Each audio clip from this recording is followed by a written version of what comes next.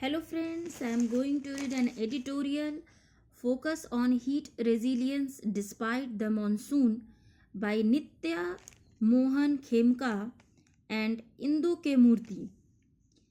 At a national conference on climate and health titled India 2047 Building a Climate Resilient Future, recently a trade union leader shared the lived reality of garment workers in sweltering factories, while a climate modeler spoke about wet bulb temperatures, two equally important perspectives that are reflective of science and the lived reality. The conference showed the power of unlikely collaborations: pediatricians with architects, maternal health experts with city engineers, and academicians with policymakers. The monsoon may have set in early, but the fact that cannot be ignored is that India did face and will face yet another season of intense heat. The toll on public health is impossible to ignore. From dehydration and heat stroke to exacerbate chronic illnesses, extreme heat is pushing the health system to its limits. Yet our response remains siloed and heavily skewed towards crisis care. Hospital beds, intravenous fluids, and emergency admissions, when it should be grounded in prevention. For India's health system to address the challenges of a warming world, it must evolve from reactive care to proactive and preventive action and must also be interdisciplinary. Prevention begins with primary care. India's primary health care system is the first line of defense, but it is not climate ready.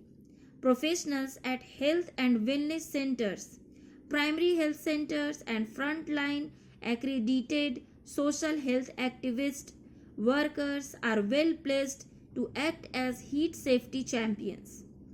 With proper training and protocols, they can alert communities, check on vulnerable patients, and spread simple yet life saving tips such as staying hydrated, avoiding midday exertion, and spotting early signs of heat stress.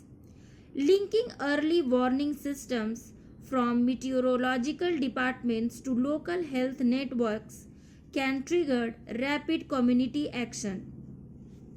Imagine a heat alert triggering messages from ASAs to village WhatsApp group, door to door visits to elderly residents, and the distribution of hydration kits in advance. These actions have saved lives in cities such as Ahmedabad and have the potential to be scaled across rural India. Additionally, integrating prevention into routine chronic care is critical as people with heart disease, diabetes, kidney conditions, and mental health issues are especially vulnerable. During summer, clinicians must adjust medications, counsel patients on heat safety precautions, and closely monitor high risk individuals. Clinical protocols must catch up despite rising cases of heat related illness. Many healthcare providers still do not screen for heat exposure in routine health checkups.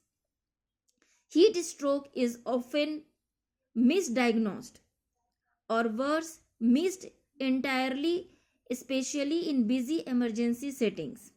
We need clear, standardized clinical protocols for diagnosing and managing heat illnesses, along with regular summer drills in hospitals to ensure readiness. Dedicated heat corners in emergency departments, pre stocking of cooling kits at health centers, and post discharge follow ups for patients with heat illnesses are all simple but powerful steps towards a truly preventive approach. The heat health crisis cannot be tackled by the health sector alone. Preventing illness is not just about treating symptoms, it means reducing exposure in the first place. This requires coordinated action across different sectors and disciplines. Urban planners must rethink housing design and public spaces. Water departments must ensure access to reliable supply during peak summer months. Labor departments need to enforce protections such as regulated outdoor working hours.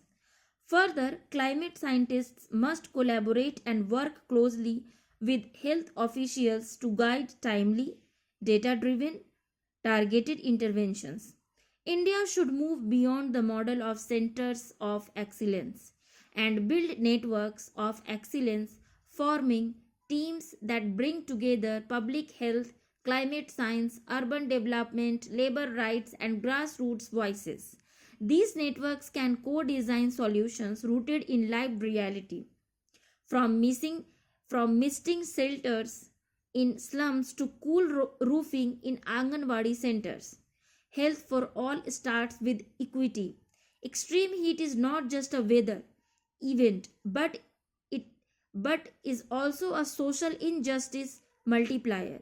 When temperatures soar, it is the informal vendors on sizzling pavements, the children in crammed classrooms, and the elderly in poorly ventilated tenements who bear the brunt.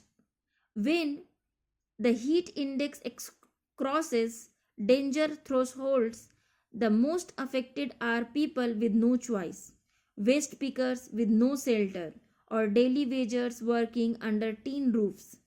Stay indoors is not guidance to the vulnerable. It is a stark reminder of how deeply squeezed our systems are. To prevent the worst health impacts of heat extremes, we must shift from reactive emergency care to preventive, equity rooted public health. This begins with mapping vulnerability, not just meteorologically but socially. Who lives where, how he works, and what he lacks. Early morning health checkups during red alerts, mobile hydration stations in low income zones, subsidized cool shelters for the homeless, and protective policies for outdoor workers are life saving necessities. The science is clear, so is the moral imperative. Climate resilience means nothing unless it protects those most at risk. The window for action is narrowing, but the path ahead is clear.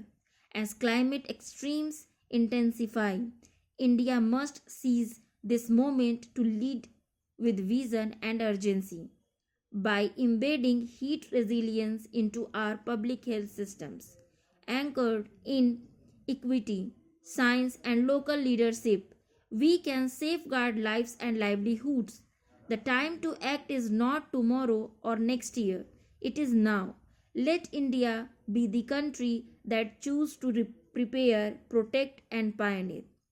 Nitya Mohan Khemka is director of the Khemka Foundation focused on strategic philanthropy.